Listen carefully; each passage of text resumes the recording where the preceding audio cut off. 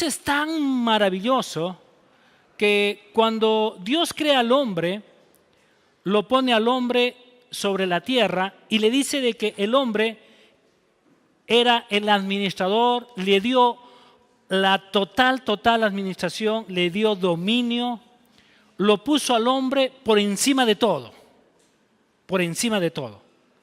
Inclusive cuando el hombre obviamente traiciona o el diablo viene en una forma muy astuta, todo lo que Dios le había dado al hombre, esa autoridad, ese dominio, cuando él peca contra Dios, ese dominio se lo entrega al diablo. Y el diablo por muchos años, él ha tenido el control. Inclusive, él sigue teniendo hasta cierto punto cierto control con las personas que no tienen a Jesús. Inclusive con creyentes. Por eso es de que es tan importante que nosotros tenemos que conocer la palabra y cambiar nuestra manera de pensar. La Biblia habla de el renovar nuestra forma de pensar. Entonces, cuando una persona no renueva su mente, hasta cierto punto, ¿cómo se queda o qué es esa persona? La ignorancia es fuerte. El doctor Edwin Lewis Cole decía, más fácil es estudiar o más fácil es leer y lo más difícil es no leer, porque la ignorancia es muy atrevida. Y realmente la ignorancia, cuando tú desconoces de algo, entonces es fácil que otra persona venga y te diga cualquier cosa y tú dices, oh, será así. Y realmente no es así. Por eso es de que cuando nosotros vamos conociendo cada vez más de Dios, tu vida va siendo más segura y tu vida va teniendo éxito. La Biblia dice de que Él es el Rey de Reyes. ¿Quiénes son los reyes acá en la tierra? Nosotros. La pregunta es, si tú eres un rey o eres una reina, ¿estás reinando? ¿Estás reinando? Porque el reinar es cuando tú tienes todo bajo control. Veamos un rey en el tiempo de Roma. Dígame, ¿qué hacían estos reyes? Estos reyes no eran los que estaban, tenían control de su reinado. Ellos estaban teniendo que todo el pueblo pueda disfrutar de todas las cosas. Un buen rey no solamente piensa en uno, sino que un rey tiene que pensar en los demás. Es que, escúcheme, prefiero que un niño llore o grite, que por lo menos podemos decir amén, a que un santo esté roncando. Así es de que si alguien ronca, con mucha libertad, ahí le das un codazo o un pellizcón santo, por si acaso. Entonces miren, ¿qué es lo que hizo? Cuando viene Jesús, viene Jesús acá a la tierra y obviamente está 30 años viviendo como un joven, como una persona común y corriente, normal. Y cuando él comienza su ministerio a la edad de 30 años, lo primero que hace es va y se bautiza, y a la hora de ser bautizado el Espíritu Santo desciende sobre él y él comienza su ministerio. Inclusive cuando él es bautizado, dice de que él está orando 40 días en el desierto, y ahí es cuando viene el diablo y miren lo que le dice: si tú te postras y me adoras, yo te puedo dar todos los reinos que yo quiera, porque a mí me ha sido entregado. Ahora, uno podría decir, un ratito, ¿cómo me vas a decir, cómo le va a decir el diablo eso, si el que creó todos los reinos, toda la tierra y todo esto, Dios lo creó? Él es el dueño de todo, ¿verdad? Pero ¿saben qué? Hasta cierto punto, cuando Jesús escucha eso, Jesús no dice nada. ¿Y saben por qué? Porque Jesús no tenía autoridad sobre la tierra. Él tenía autoridad solamente en el cielo. ¿Por qué cuando Él baja, Él ya no tiene autoridad? Porque esa autoridad, ¿a quién se la entregó? Al hombre. ¿Y el hombre a quién se lo entregó? ¿Se dan cuenta? Por eso es que Jesús no dijo nada, se quedó callado y le contestó con la palabra. Ahora, esto para nosotros tiene que ser muy claro. Por eso es de que cuando nosotros vamos entendiendo lo que Jesucristo hizo por ti y por mí, es cuando Él viene, Él era un hombre justo y a la vez Él tenía una una naturaleza diferente, tenía la naturaleza de Dios. Entonces, cuando alguien se levantaba, que estaba enfermo o estaba endemoniado o algo sucedía, Jesús lo echaba afuera o sanaba o resucitaba un muerto. ¿Saben por qué? Por la naturaleza que él tenía y por la justicia que él tenía. Tú y yo no podíamos hacer eso. Porque número uno, nosotros teníamos la naturaleza pecaminosa. Y la otra es de que nosotros ya no éramos justos, éramos injustos. Entonces, cuando una persona era injusta, lo primero que viene a tu mente, ¿qué es? Condenación. Por eso es de que cuando nosotros nos equivocamos, ¿qué es lo que viene primero?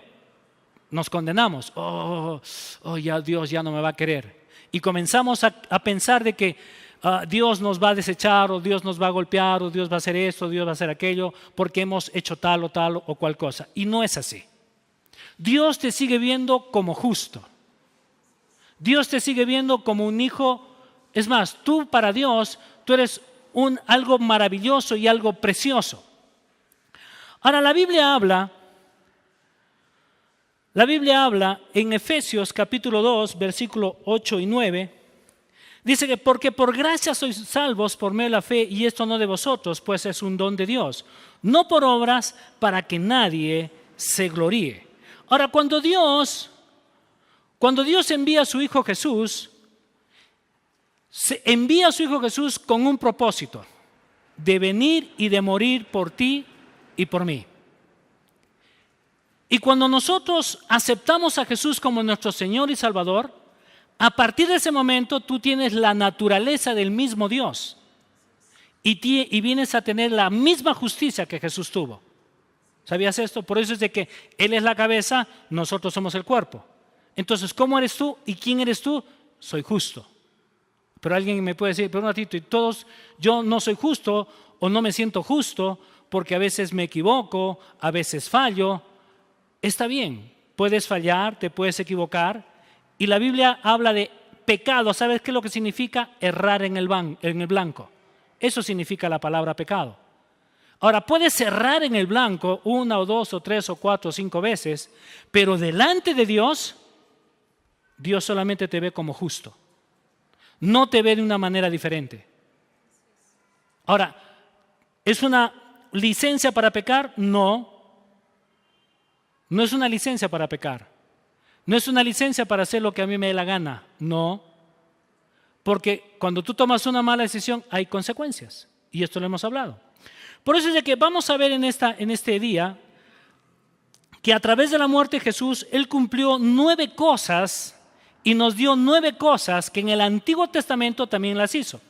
En el Antiguo Testamento, todo lo que yo les voy a decir, obviamente no voy a entrar en detalles, pero todo lo que les voy a comentar lo hicieron o vivieron en el Antiguo Testamento. Y lo primero que hizo Jesús es, Jesús intercambió vestiduras por el pecado. En Isaías capítulo 64, versículo 6, y en Romanos 3:23, dice, Jesús tomó nuestras vestiduras sucias de injusticia y nos dio sus vestiduras nuevas de justicia. En 2 Corintios 5:21 dice, pues Dios hizo que Cristo, quien nunca pecó, fuera la ofrenda por nuestros pecados, para que nosotros pudiésemos estar en una relación correcta con Dios por medio de Jesucristo. Ahora ven, miren, cuando tú y yo nacemos de nuevo, lo primero que hace Dios es te viste. Antes de que el hombre pecara, nosotros estábamos vestidos de la gloria de Dios. Entonces, cuando Dios baja al huerto del Edén, lo primero que hace es comienza a preguntar, Adán, Adán, ¿dónde estás? ¿Y qué es lo que Adán dice? Tuve miedo y me escondí. ¿Por qué te escondiste? Porque estuve desnudo. ¿Quién te ha dicho que estás desnudo? Ahora, ¿saben por qué? Porque cuando el hombre peca, la vestidura de Dios el hombre estaba vestido de la gloria de Dios, tenía la misma vestidura de Dios. Cuando el hombre pecó, esa vestidura fue cambiada y se puso una vestidura sucia de pecado. Entonces, cuando Dios baja a la tierra, Él comienza a preguntar, ¿y dónde está Adán, Adán, dónde estás? Y Adán sale tapándose. Y nosotros vemos de que Dios mató a algunos animales y lo vistió al hombre para tapar su desnudez. Pero esa vestimenta no era una vestimenta la que Dios le había entregado. Era una vestimenta hasta cierto punto sucia. No era la mejor vestidura. Porque Dios creó al hombre no para que caminara como nosotros caminamos, sino que Dios creó al hombre para que camináramos igual que Él camina, de la forma como Él es. Vestidos de su gloria, vestidos de Él, vestidos de su presencia. Y Dios quiere, por eso es de que cuando tú naces de nuevo, lo primero que hace Dios es te viste. ¿Se acuerdan ustedes en el hijo pródigo? Cuando regresa el hijo pródigo, ¿qué es lo primero que hace el padre? ¿Qué es lo primero que hace? Le dice, vístanlo. Es lo mismo. En otras palabras, le está diciendo, tú tienes un nombre, tú tienes un apellido, tú no eres una persona común y corriente, tú eres una persona especial, eres mi hijo.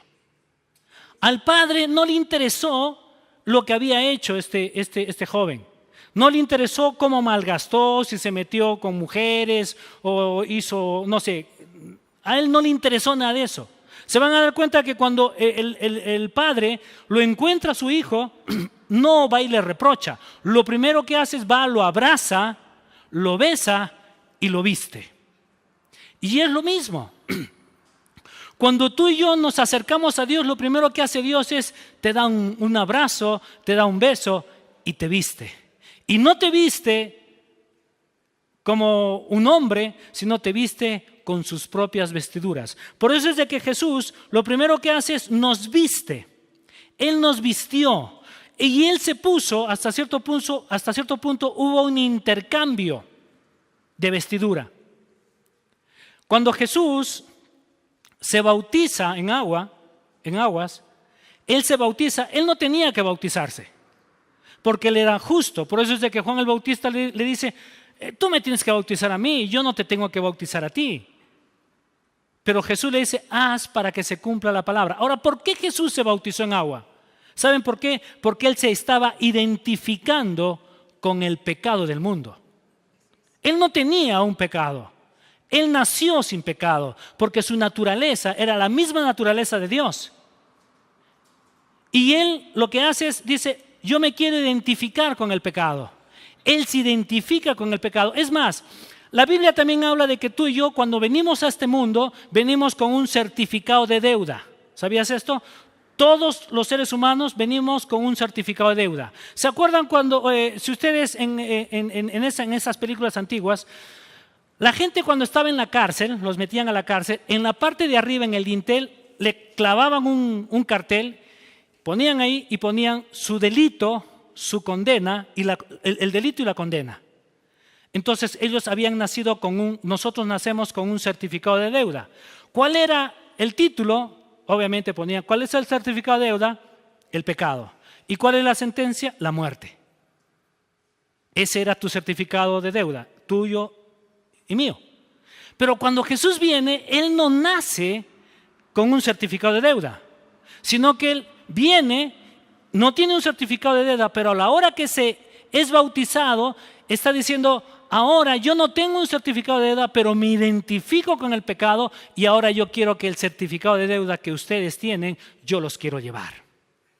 Por eso es de que en la cruz le ponen arriba, ¿qué es lo que le pone?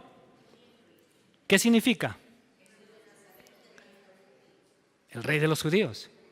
Pero hasta cierto punto está diciendo, ok, yo soy el rey de los judíos, el que va a pagar tu pecado, el que va a cumplir tu deuda.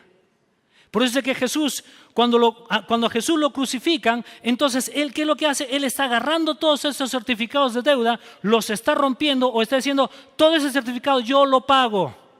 Y ahora lo que te está dando a ti, te está dando un certificado de ¿cuál? ¿Cuál es ese certificado? De justicia. Ese es todo.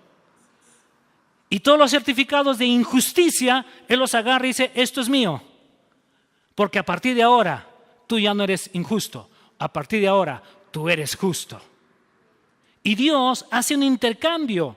Por eso es de que Él nos cambia y también nos viste. Punto número 2. Hemos recibido las armas las armas de Dios, o viene a ser la armadura de Dios, lo que dice en Efesios capítulo 6, versículo del 13 al 14. Y ahí está hablando de las vestiduras o de la forma como nosotros tenemos que estar vestidos. Dice, por tanto, tomad la armadura de Dios para que podáis resistir el día malo. Y habiendo hecho esto, estad firmes, ceñida vuestra cintura con la verdad. Ahora, y dice, revestíos con la verdad, con la coraza de justicia. Pero está hablando acá dos cosas. Número uno, está diciendo que tú y yo nos tenemos que vestir. ¿Cómo te vistes? Con la verdad. Y tenemos que vestirnos con la verdad. Ahora, el diablo, él puede venir y decirte su verdad. Pero si tú no conoces la palabra de Dios, tú puedes creer esa verdad de él. Pero no es la verdad de Dios. Por eso es de que la Biblia dice que nosotros debemos de vestirnos. Dice, se ciñan vuestra cintura con la verdad. O sea, yo a la hora que yo me voy a ceñir, ¿con qué me tengo que ceñir? Con la verdad. ¿Cuál es la verdad? La verdad es lo que Jesucristo hizo por ti. No, la verdad no es la tradición. La verdad no es una religión. La verdad no es las costumbres. Esa no es la verdad. La verdad, ¿se han dado cuenta que acá en el mundo están sacando infinidades de verdades? Lo ven como lo que no era bueno, ahora es bueno. Entonces uno quiere hacer un contrato con alguien y lo primero que te dicen es, bueno, la verdad es de que para darte yo este contrato, tú me tienes que pagar el 10%. Esa es la verdad. Ahora, pero ¿esa es la verdad correcta? ¿Esa es la verdad de Dios? ¿Esa es la verdad que Dios quiere que tú y yo tengamos? Pero sin embargo, esa es la verdad que el diablo ha puesto. ¿Por qué crees de que todo lo que estamos pasando en nuestra nación, y no solamente es nuestra nación, sino es de que a nivel mundial, todo esto de la corrupción, todo esto de la inmoralidad que hay, dígame, esto simplemente es la verdad del diablo. El diablo ha puesto infinidad de cosas, pero nosotros como iglesia, ¿qué es lo que tenemos que hacer? Lo que tenemos que hacer como iglesia no es aceptar la verdad que el mundo trae, sino es comenzar a aceptar la verdad de lo que Jesucristo ha hecho por ti y por mí. ¿Cómo te ves tú? ¿Cómo Dios nos ve? Dios, ¿cómo te ve a ti? Si Dios te ve justo, anda como justo. Si Él es el Rey de Reyes y nosotros somos los reyes, reina en tu lugar, reina en tu hogar, reina en tu trabajo, reina en tu empresa, reina donde caminas. Tú tienes que vivir como ese rey que eres. Y no solamente decir, oh, pero dice que todo me sale mal. No, el tema no es que te salgan las cosas mal. Soy piña, todo me sale al revés. No, tú no eres piña. Oh, pero ¿cómo voy a reinar con mi matrimonio con el gordo que tengo al lado, o con la flaca o con la gorda que tengo al lado? No, el tema no es tu esposo, no es el gordo, ni la gorda, ni la flaca, ni la chata, ni el chato, ni el pelado. No, el tema no es ese. El tema es de que nosotros podemos reinar en el lugar donde nosotros nos encontremos. Porque las cosas están sujetas a cambio. Por eso es de que Dios te dice, cíñete de la verdad. Vístete de la armadura de Dios. Y parte de la armadura de Dios inclusive es cómo tú piensas, cómo hablas, cómo te diriges, qué hablas de ti, qué hablas de tu trabajo, qué hablas de las cosas en las que tú te estás desarrollando. Si tú me dices, pero es de que donde yo trabajo no me tratan bien, ¿y cuándo lo vas a cambiar tú? La Biblia no dice de que tú eres la luz y tú eres la sal. Entonces, si tú eres la luz y si tú eres la sal, ¿puedes cambiar eso? Oh, pastor, es que usted no lo conoce a mi jefe. No, tú no me pongas un pretexto de cómo es mi jefe. Porque si tú conoces a tu Dios, tú te vas a dar cuenta que tu jefe no es el problema. Mi Dios es el que marca la diferencia. Y como yo soy el que reino, porque Dios me ha puesto para reinar acá, y reino no reina solo, reinas con Él. Por eso Él es el Rey de Reyes. Y tú tienes que aprender a reinar con Él. Cuando aprendes a reinar con Él, entonces todo lo que sucede naturalmente cambia. Todo va a cambiar. Toda esa situación simplemente tiene que cambiar. Porque cuando tú te vuelves o sabes que tú eres una persona espiritual, ahí es cuando tú marcas la diferencia. Y mi tablet, no sé qué pasó.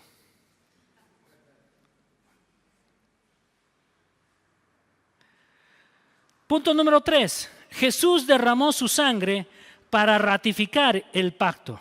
El derramamiento de sangre, obviamente cuando se hacía un pacto de sangre, tenía que haber sangre, definitivamente, y eso tiene que estar claro.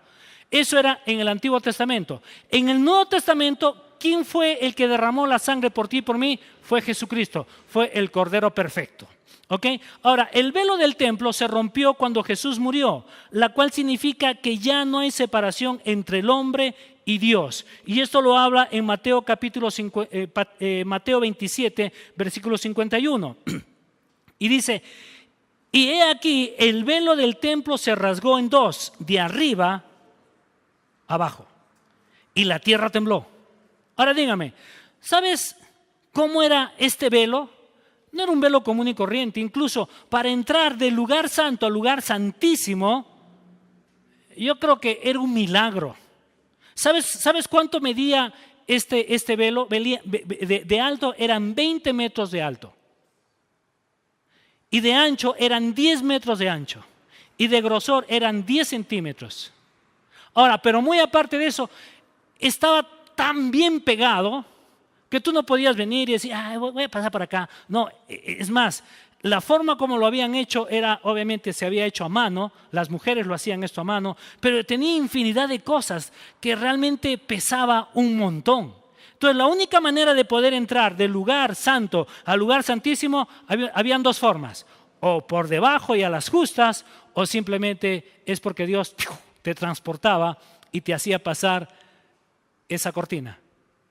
Ahora, pero imagínense, antiguamente nosotros, los sacerdotes tenían que hacer sacrificios y tenían que entrar ahí, o sea, se esforzaban para poder entrar ahí. Tenían que entrar arrastrándose, yo no sé, pero hacían algo. Pero ¿saben qué? Ahora, tú y yo no tenemos que hacer eso. Porque ese velo se rompió. Ahora, nadie podía subir a ese lugar y, imagínense, 20 metros de alto. Voy a romper el velo con mi serrucho. No, tendría que tener una escalera enorme. Aparte de eso era muy complicadísimo. Pero ese velo se rasgó, dice, de arriba hacia abajo. Se abrió, diciendo, lo que significaba era, ahora el hombre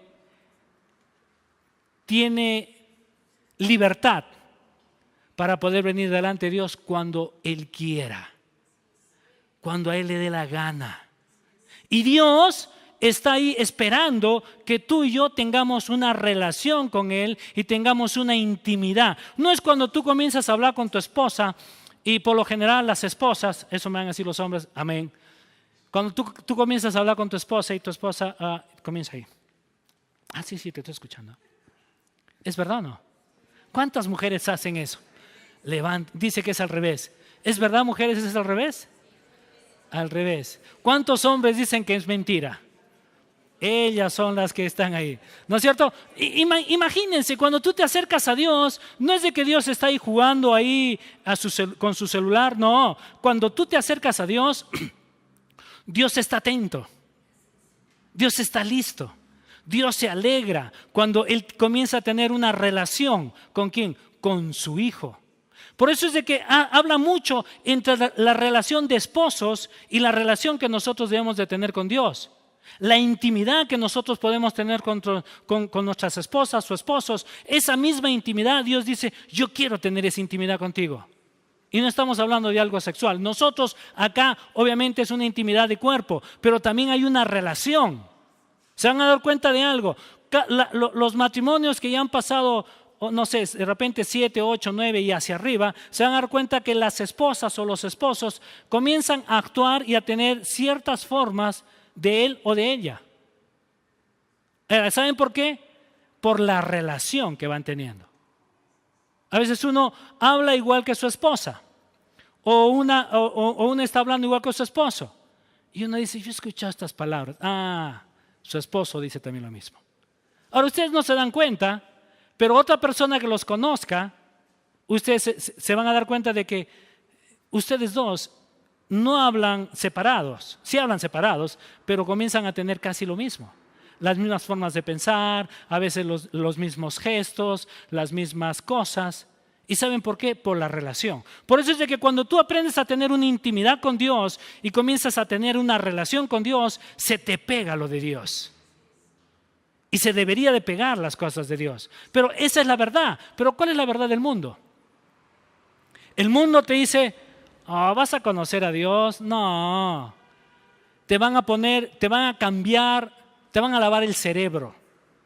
¿Cuántos han dicho eso? Ah, tú me quieres cambiar, me vas a lavar el cerebro. No, yo no te voy a lavar el cerebro, aunque me encantaría hacerlo. Pero no es cambiarte o lavarte el cerebro, no. Cuando tú comienzas a conocer la palabra, la verdad, y comienzas a tener conocimiento de las cosas, entonces tú eres verdaderamente libre. Tú eres libre. Y Dios quiere que tú y yo seamos libres. Otro punto es bendiciones y maldiciones. Jesús se hizo maldito por nosotros para que nosotros podamos tener bendición. Ahora, Jesús sufrió toda enfermedad, dolencias y tormentas de este mundo para que nosotros pudiéramos, ¿qué cosa? Disfrutar de cada cosa. Él se separó de Dios para que nosotros podamos tener una relación con Dios, y Él fue al infierno para que nosotros podamos ir ¿a dónde? Al cielo. Por eso es de que todo lo que el hombre vivía en ese entonces, es más, ¿qué es lo que dice en Isaías 53? El castigo de nuestra paz fue sobre Él. O sea que Dios quiere que vivas atormentado. Él ya lo pagó. Él ya lo llevó. Si Él ya lo llevó, entonces tú y yo tenemos que vivir ¿cómo? Con gozo, con alegría. No hay esa presión. Nosotros podemos vivir en paz. Por eso es ¿qué dijo Jesús? Mi paz os dejo, mi paz os doy. En otras palabras está diciendo, vive en paz, tranquilo. Y lo que pase, la tormenta, en la vida van a haber siempre tormentas, pero yo te doy mi paz. En plena tormenta, ¿dónde estaba Jesús? Durmiendo. Está en la parte alta. Ahora, dígame, si hay una tormenta, ¿tú dormirías en paz? Si hay una tormenta donde entra el agua, están a punto de hundirse, ¿estarías en paz? Sin embargo, Jesús se puso ahí, se durmió. Y cuando vienen a despertarlo, Jesús, ¿no tienes cuidado de nosotros? Ahora Jesús, hasta cierto punto, no se despertó por la tormenta, se despertó por los gritos y porque vinieron a despertarlo, por los discípulos. Y por eso, ¿qué les pasa? ¿Cuánto tiempo estás conmigo y todavía no aprenden? ¿Cuánto tiempo estamos juntos y todavía no se dan cuenta que ustedes tienen lo mismo que yo tengo? ¿Cuánto tiempo vamos a seguir en lo mismo? ¿No has visto que he hecho milagros? ¿No has visto cómo Pedro caminó sobre el agua? Y cuando hablé la palabra, todo se quedó en bonanza. ¿Hasta cuándo? Y Jesús se paró, le habló a la tormenta y todo se calmó. Y yo creo que después dijo, bueno chicos, me avisan cuando lleguemos al otro lado. Y volvió a subirse ahí, a dormir. No lo dice la Biblia, pero es muy probable. ¿Por qué? Porque Jesús, cada cosa que hacía, lo hacía y yo creo que rompía todos los esquemas. Rompía esquemas. Y eso es lo que es nuestro Padre Celestial. A Él le gusta romper los esquemas y las costumbres religiosas. Por eso es de que tú y yo no tenemos que ser religiosos, ni estar viendo ahí, pero la hermanita viene con falda, el otro viene con pantalón, el otro. ¿A ti qué te importa si venga con short o venga como él quiera? Al final, Dios te ha creado para que tú puedas vivir en libertad. Obviamente, tampoco no te vas a venir minifaldera y tratando de, qué sé yo, de llamar la atención de acá de los hermanos o del pastor. No, vístete con decoro. Es lo que dice la Biblia, hay que vestirse con decoro, ¿no es cierto? Entonces eso es parte. Dios quiere que podamos disfrutar de la vida y disfruta de la vida en cada momento. Ahora hay otro punto, el punto número 5 es intercambio de nombres. En un pacto de sangre, las partes tienen el derecho de usar el nombre del otro. El nombre de Jesús es nuestro nombre de pacto y tenemos el derecho de usar el nombre de Jesús y recibir cada una de nuestras necesidades van a ser suplidas. Miren, cuando tú naces de nuevo, tú tienes tu nombre. Tú te llamas María, Juan, Pepe, César, no sé, el nombre que ustedes tengan. Pero ¿saben qué? Cuando tú naces de nuevo, lo primero que hace Dios es, la gente te sigue conociendo Rodrigo como Rodrigo, pero muy aparte de eso dice, ahora te doy mi nombre. ¿Puedo usar tu nombre? Sí. ¿Estás seguro que puedo usar tu nombre? Sí. Y cuando tú vas por la vida usando el nombre que se te ha dado a ti, y sabes que ese nombre tiene autoridad, y sabes que ese nombre abre puertas, y sabes que ese nombre es el respaldo del mismo Dios, entonces tú tienes el derecho de usarlo. Te pueden llamar por tu nombre acá, pero cuando hay una dificultad, tú puedes pararte y decir, ok, está bien, ahora ya no va a hablar Rodrigo, va a hablar Jesucristo. Y tú hablas en el nombre de Jesús. Y la Biblia dice que en el nombre de Jesús, ¿qué podemos hacer con el nombre de Jesús? Dice, pondrás tus manos sobre los enfermos y sanarán. En el nombre de Jesús echarás fuera demonios y serán libres. O sea, que Jesús te dio su nombre para que lo uses a favor tuyo y a favor de las otras personas también. Pero eso es lo que Dios te ha dado a ti y a mí. Entonces la autoridad que originalmente el hombre lo perdió, ahora a través de Jesucristo lo ha recuperado y te lo ha entregado a ti. Y no solamente esto, te ha dado su nombre, y ese nombre no es transferible. Cuando ese nombre te lo dan a ti. ¿Y sabes por qué te lo dan? Porque cuando tú aceptas a Jesús, eso viene pegado contigo en tu corazón. Oh, pero me lo quiero quitar. No, no se puede. Piña. Tú naces de nuevo y la única manera de salir de esta tierra es solamente muriendo. Es como la mafia. El que entra no sale. Y si sale, sale muerto. ¿Correcto? Entonces es lo mismo. Tú naces de nuevo, te dan el nombre de Jesús y ese nombre de Jesús se queda contigo. Oh, me lo quiero quitar. No puedes hacerlo. Porque cuando aceptaste a Jesús, Jesús y Él se unieron. Hubo una fusión. Se fusionaron ahí. Entonces, por más que tú quieras quitarlo, dice, no puedes sacarle. No puedes quitarme porque ya tú y yo somos uno. Y ese es el nombre de Jesucristo. Por eso, el nombre de Jesús, tú y yo tenemos que usarlo. ¿En qué momento? Siempre. Cuando hay una dificultad, el nombre de Jesús usas. Pero se han dado cuenta que a veces cuando tenemos dificultades, ¿qué decimos? Ay, mamita, ¿verdad? Pero usas el nombre de Jesús. Usas el nombre de la mamita, sí. Pero te digo una cosa, con el nombre de la mamita no solucionas nada, pero con el nombre de Jesús solucionas todo. Pero tú tienes que creerlo. ¿Ok? Tienes que creerlo. Por eso la Biblia dice que nosotros debemos de renovar, ¿qué cosa? Nuestro entendimiento. Tenemos que renovar nuestra forma de pensar, de hablar. Cuando tú cambias tu forma de pensar, entonces, ¿qué pasa? El nombre de Jesús se hace una realidad en ti y tú hablas la palabra y el diablo sale huyendo. Él huye. ¿Sabías de que cuando él te ve, él tiembla? Y no por lo feo que pueda ser, no. No. Dios te creó y cuando tú aceptas a Jesús, Dios te dijo, tú eres hermoso. Ahora, el diablo no huye porque tú eres hermoso. Él huye porque tú tienes el nombre de Jesús. Entonces él te mira y dice, oh, ya viene un hijo de Dios, mejor me voy por acá, mejor me escondo. Y él de lejos te da un flechazo. Entonces si tú no tienes muy claro lo que tú eres y aceptas su engaño, él dice, este no es mantequilla, es una ramita seca. Entonces él comienza a bombardearte. Y como tú no has renovado tu forma de pensar y sigues haciendo lo mismo y sigues pensando mal de todo, entonces el diablo sigue jugando contigo y dice, tú puedes ser un gran hijo, pero yo sigo teniendo control de tu vida. Hasta cuando tú puedas entender quién eres tú en Cristo Jesús.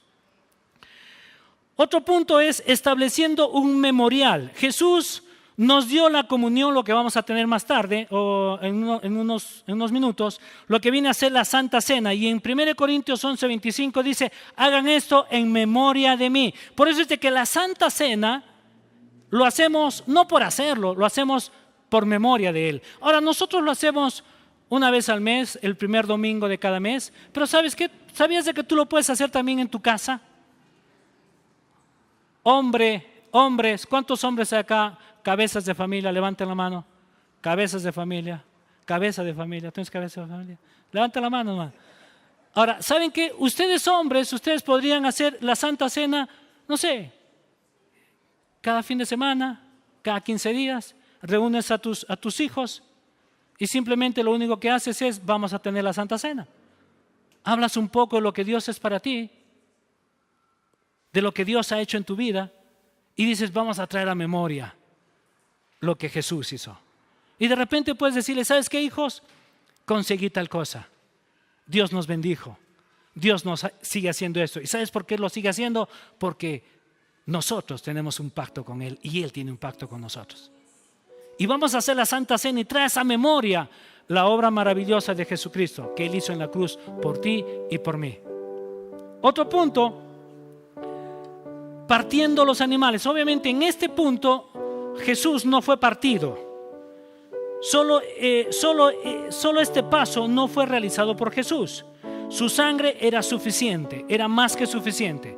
En el Antiguo Testamento obviamente partían los animales porque era necesario partir a los animales, pero a Jesús no lo partieron. Jesús murió y entregó su vida por ti y por mí. Punto número 8, la comida del pacto. En la última cena o comunión es la comida del pacto. Consistía en pan y en vino, comida tradicional del pacto. Y daba un significado, o la tradición judía decía de que cuando se partía el pan, habían 3 bolsas. Los judíos decían es Abraham, Isaac y Jacob. Pero realmente no eran los 3, sino era el Padre, el Hijo y el Espíritu Santo. Y cuando Jesús estaba en la cena, Él sacó el pan del medio, indicando, voy a sacar el pan del Hijo, porque yo soy el Hijo. Y Él partió ese pan y lo dio a sus discípulos. Salió de la bolsa del centro. También en la antigua tradición judía se usaban 4 copas, habían 4 copas cuando era la cena. 3 de ellas estaban servidas, pero había una 4ª copa que estaba boca abajo. Esa copa que estaba boca abajo era la copa del Mesías. Pero obviamente los discípulos o los judíos, cuando comenzaban a hacer eso, no entendían muy bien todo esto. Ellos decían, es Abraham, es Isaac y es Jacob. Pero realmente era el Padre, el Hijo y el Espíritu Santo lo que era el pan. Pero sin embargo, cuando vienen las 4 copas, era Abraham, Isaac y Jacob, y había una 4ª que era el Mesías. Y Jesús tomó la 4ª copa, le dio la vuelta y sirvió. Por eso es de que Jesús habla en Marcos capítulo 14 versículo 36, dice: Abba Padre, clamo, todo es posible para ti. Te pido que quites esta copa de sufrimiento de mí. Sin embargo, quiero que se haga tu voluntad y no la mía. No, ahí dice. Y decía: Abba Padre, todas las cosas son posibles para ti. Aparta de mí esta copa, mas no lo que yo quiero, sino lo que tú quieras. Por eso es de que Jesús dio la vuelta a esa 4ª copa que representaba al Mesías. Y Él bebió. Por eso es de que dejó tan claro a sus discípulos, dijo: yo soy el Mesías.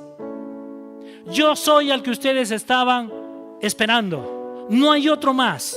Yo soy. Inclusive los discípulos no entendían muchas cosas. No entendían muchas cosas de lo que Jesús decía. Después lo entendieron con la ayuda del Espíritu Santo. Y el último punto es, el punto 8 era 9, en el pacto de sangre era frotado la ceniza donde se cortaba, haciendo una cicatriz. Cuando hacían pactos entre hombres, se echaban ceniza para que quede una cicatriz. Es igual, en el Antiguo Testamento, cuando nacía un varón, y a los 8 días lo tenían que circuncidar.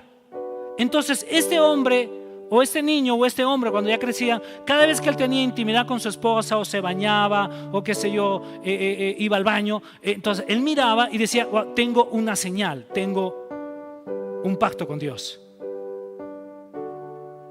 Ahora, ese pacto en este tiempo ya no hay una circuncisión hecha de mano, pero hay una circuncisión hecha a través del Espíritu. Por eso dice, ahora nuestro sello o marca del pacto viene a ser el Espíritu Santo. Y esto lo habla en 2 Corintios capítulo 1 versículo 22, donde dice, y nos identificó como suyos al poner al Espíritu Santo en nuestro corazón, como un anticipo que garantiza todo lo que Él nos ha prometido. En Efesios capítulo 1 versículo 13 dice, y ahora ustedes los gentiles, está hablando nosotros, ahora ustedes los gentiles también han oído la verdad, la buena noticia de que Dios los salva. Además, cuando creyeron en Cristo, Dios los identificó como suyos al darles el Espíritu Santo, el cual había prometido tiempo atrás. Entonces, cuando tú y yo nacemos de nuevo, el Espíritu de Dios está sobre ti. Ahora, una cosa es, naces de nuevo y el Espíritu de Dios está sobre ti. Otra cosa es ser llenos del Espíritu Santo. Pero que el Espíritu está dentro de ti, sí está dentro de ti. Y cuando tú aceptas a Jesús, hay una marca que ponen en tu corazón. Eres circuncidado en tu corazón a través de lo que viene a ser el Espíritu Santo. Entonces, por eso es de que nosotros las personas comunes y corrientes no sabemos quién es un hijo de Dios hasta cuando Él hable. Pero el diablo sí sabe. Tú aceptas a Jesús y Él dice, uno más para Jesús. Él tiene la misma autoridad, pero como desconoce de muchas cosas, yo lo puedo engañar. Y eso es lo que hace. Por eso es de que vamos a hacer ahora lo que hace el punto número 5. Estableció un memorial.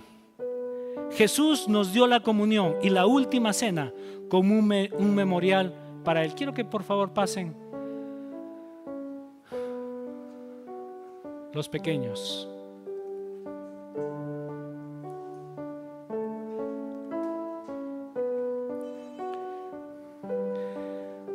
Y vamos a orar por el pan y por el vino. Acá. Amado Padre, gracias te damos, Dios, por el pan y por el vino, porque traemos a memoria, Señor, la obra maravillosa que tú has hecho en la cruz. El pan significa que tu cuerpo fue quebrado por cada uno de nosotros, y gracias te damos, Dios, por el vino, porque el vino representa que nosotros vivimos bajo un nuevo pacto. Y gracias te damos, Dios, porque ese pacto ha sido perpetuo, una sola vez y para siempre. Bendecimos estos dos elementos en el nombre de Cristo Jesús. Amén.